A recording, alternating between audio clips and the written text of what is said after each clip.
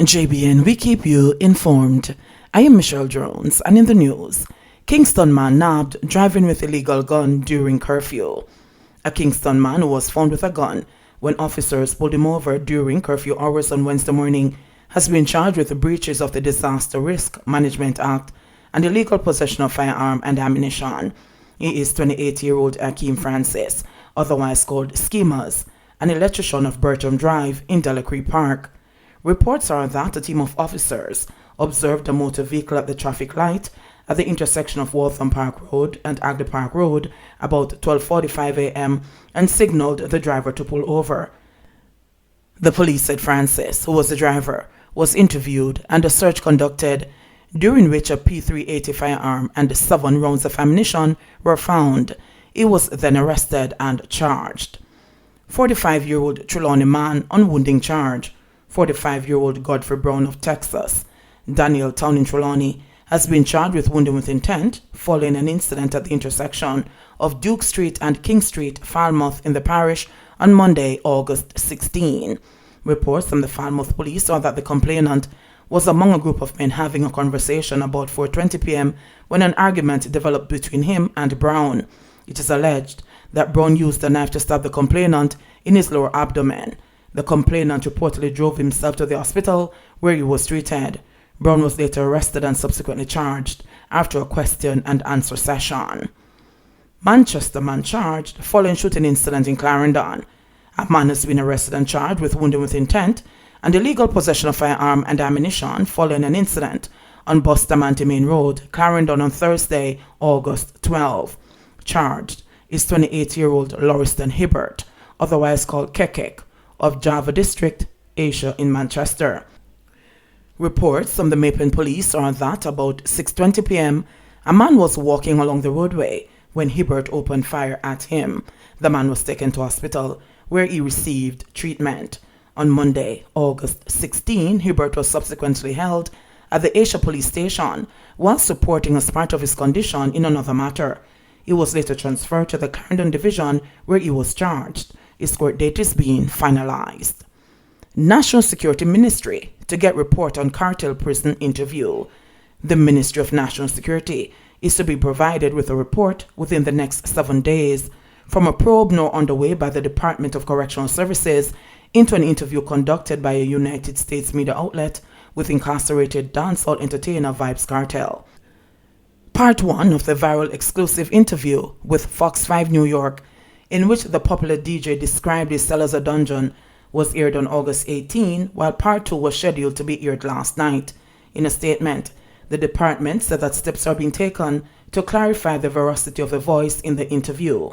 Kartel's attorney Isaac Buchanan has, however, confirmed that the voice heard in the interview is that of his client.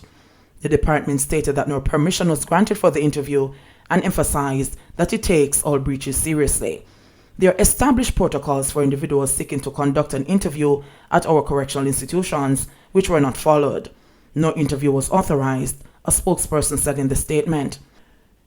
The leadership of the Department of Correctional Services is aware of the policy of the government of Jamaica, which forbids contraband in prisons, and wishes to state that it does not endorse any unapproved privileges being given to any inmates, the spokesperson continued.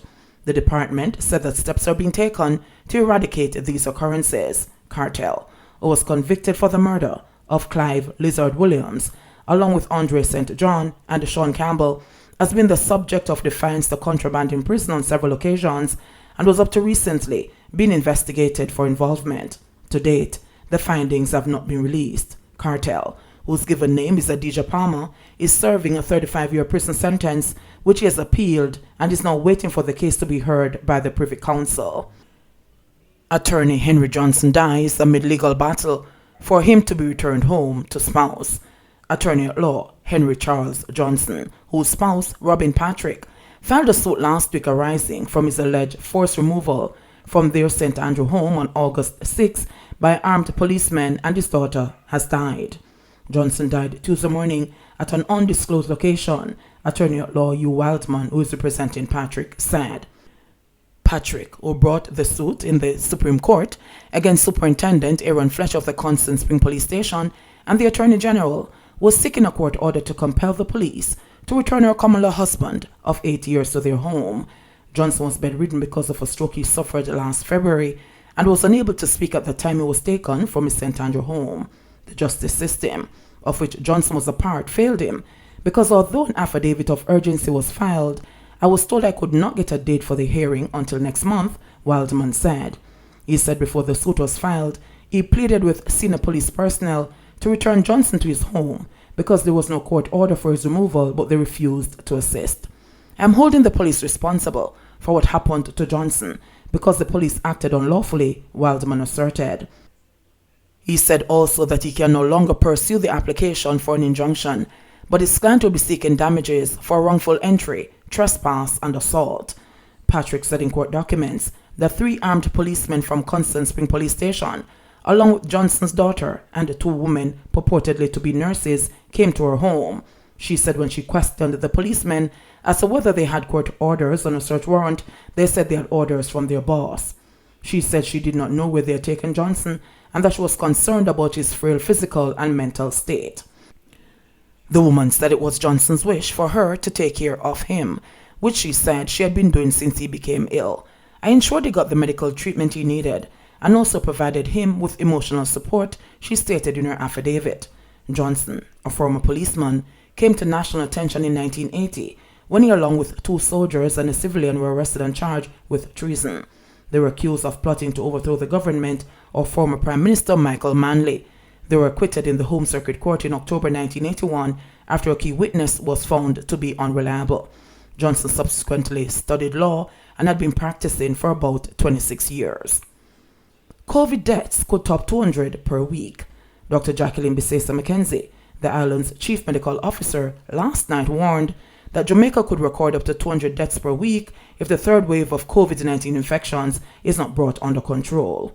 Speaking during an emergency virtual press conference at Jamaica House, where Prime Minister Andrew Holness announced new measures to help curb the spike, Bisesa McKenzie said that with the Delta variant now in the island, the country is facing a significant challenge. If we continue along this line, what is going to happen is that just using the reproductive rate at 1.4, we're expecting that we will be moving from weekly cases of 3,500 to over 5,000 cases in another week, and the week after that to be at 7,000, and then go up to almost 10,000 after September.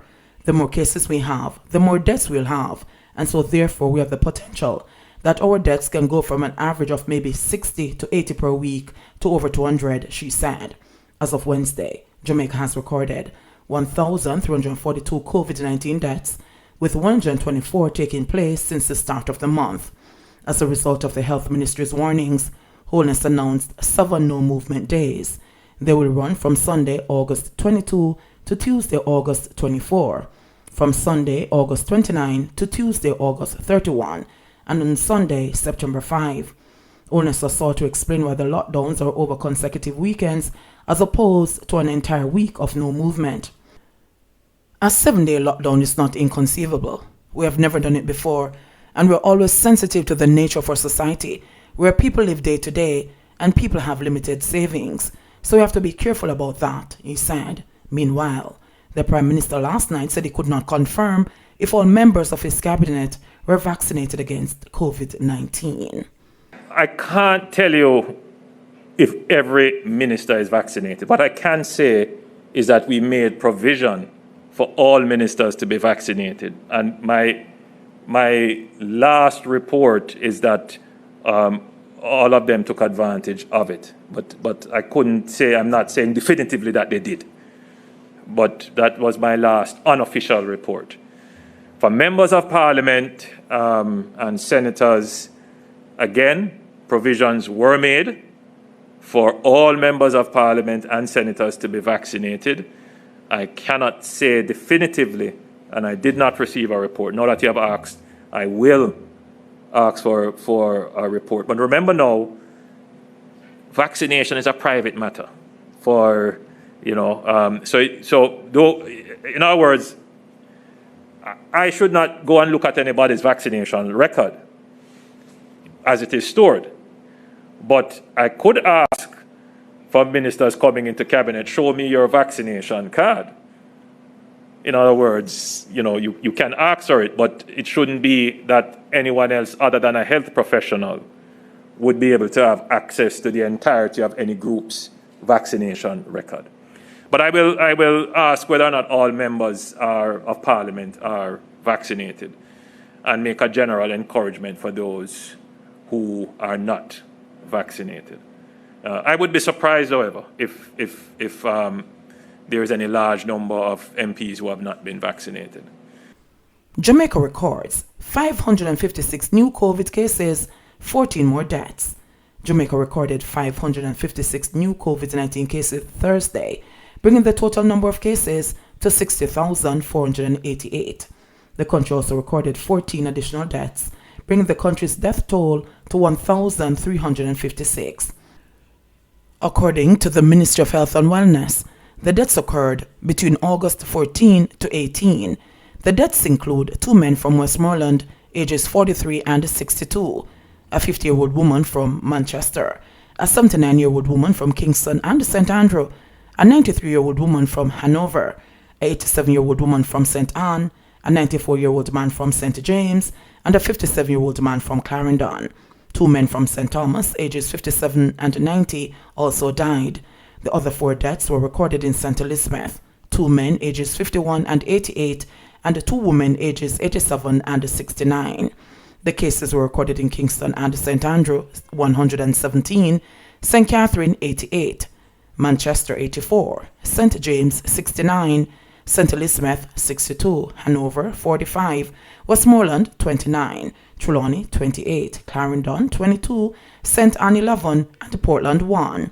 The country also recorded 29 recoveries, bringing the total number of recoveries to 47,628. JBN, we keep you informed. Please remember to subscribe, like, share, leave us a comment, and click the notification bell to receive our daily news items.